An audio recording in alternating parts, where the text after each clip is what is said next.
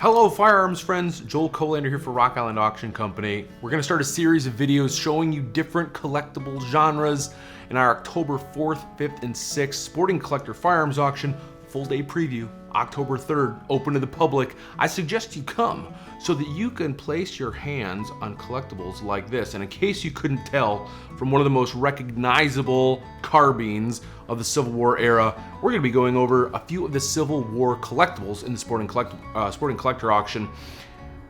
As you may or may not know, Civil War era is a time of mass innovation in the firearms market. You're going from repeaters, you're going from black powder to full self-contained cartridges. Everything was on the table.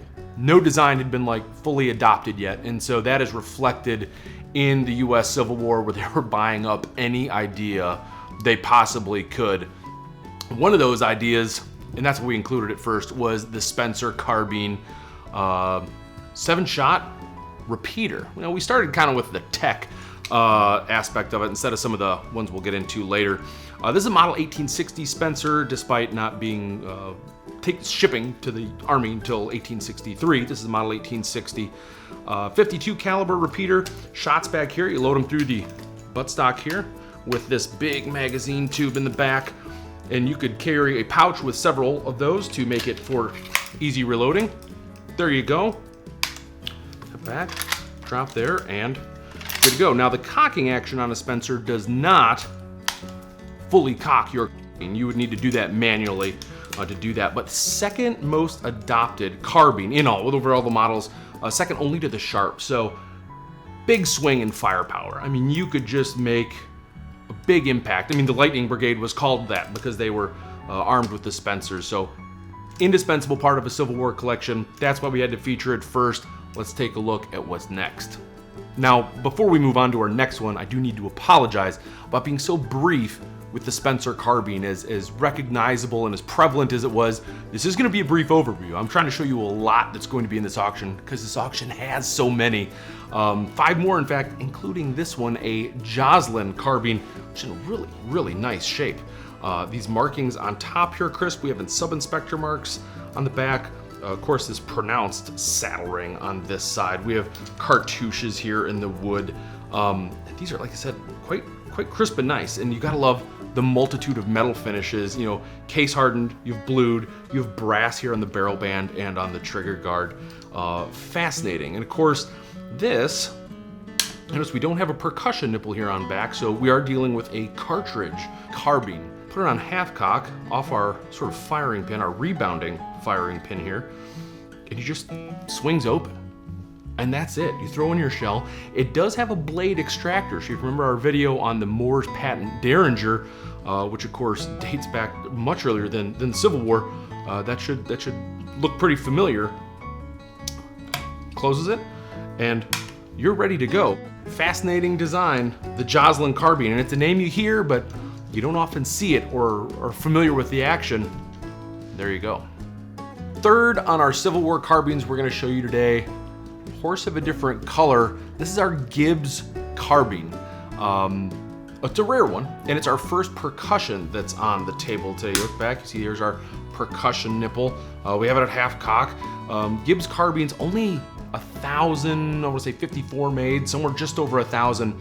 And that's because their factory burned down, because their factory in New York, which was having the New York draft riots that year. So very few were made, making it a pretty rare Civil War carbine to have. It is percussion, and they were trying to use the same ammunition as the Sharps to aid in its adoption and, of course, lessen the logistics woes of the US government. Interesting mechanism. And of course, like most of them, you're trying to fix problems. This time it's with gas leak.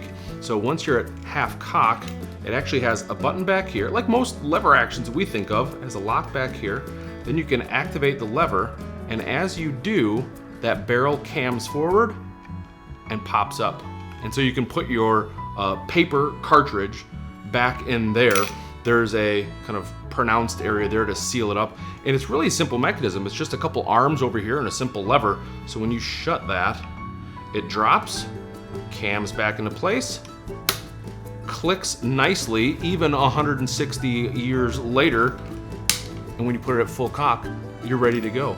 The Gibbs carbine, it's light, it's nice, got a nice heavy barrel on it, points very easily, saddle ring on the far side. Neat little piece of Civil War engineering, but it's not the only one. I know we said our last gun was a horse of a different color, but this one is literally a different color. This is a Warner carbine. It's another rare one though, only 1,501 ever produced, and pretty late in the war, 1864. So not a lot of time to get those production numbers up. They did see some use by some Wisconsin units, and some pretty nice wood still on this for 160 years later. It works kind of how you'd think. Half cock, a latching lever right here next to it, and by depressing that, you can just swing open this sort of perpendicular trap door, if you will. And you can look inside and see, oh, this is not a percussion piece, this is a 50 caliber rimfire. Slides right in there. And to aid ejection, kind of a little nicety, right here on the bottom is a sliding lever that an extractor helps push out right there in the chamber. Fish that out, throw in your next one. Marked right here on the side, James Warner, Springfield, Matt, our fair city. And of course, to load it, you're putting that locking lever down again. Full cock, and you're ready to go. Pretty light, pretty wieldable. If I was a Civil War soldier, if I was a Wisconsin soldier using this, I would not have been mad. And last on our list of Civil War carbines, it might be the best for last, just looking at the condition alone. We have a Lamson Palmer carbine. This is a Palmer patent manufactured by E.G. Lamson. So he's not actually a patent holder, but he did take care of the manufacturing capabilities. 1001 made, 1865, very late in the war, so also very rare, very late in the war, but yet they're a first, and it is the first bolt action adopted by the US military. Bolt action is, it does have a bolt. It doesn't function quite the way that we assume a bolt action would today, but you put it there, and it does have a bolt which you have to turn and retract to load. It is a single shot rimfire carbine. Put it back up, and there's no, when you do that, you'll notice there's no firing pin, which is why I say it doesn't function quite like a bolt action like we think of today. Your firing pin is still on this side hammer, as it would be for almost any arm of the time. When you fire that, it goes through a small recess there and hits the rimfire and allows that to function. Gorgeous condition. You have touches of case coloring here on the hammer. Markings are crisp, E.G. Lamson, 1865. The Warner patent on the hammer, and even the MM cartouche here on the left side for Miles Moulton, one of the government inspectors at the time. Really an attractive Civil War carbine, and of course, one of many. Not only are we gonna have these in our October Sporting Collector Firearms Auction, it's gonna waylay itself immediately into our giant December premiere in Texas, where the selection of Civil War carbines is gonna be out of this world. I've seen them already in our facility. It's gonna be amazing. So whether you're looking for, once you start a collection, or whether you're looking for the pristine world-class versions that are gonna come in the December premiere, boy, Civil War collectors, you're officially on notice. Hope you enjoyed looking at some of these mechanisms.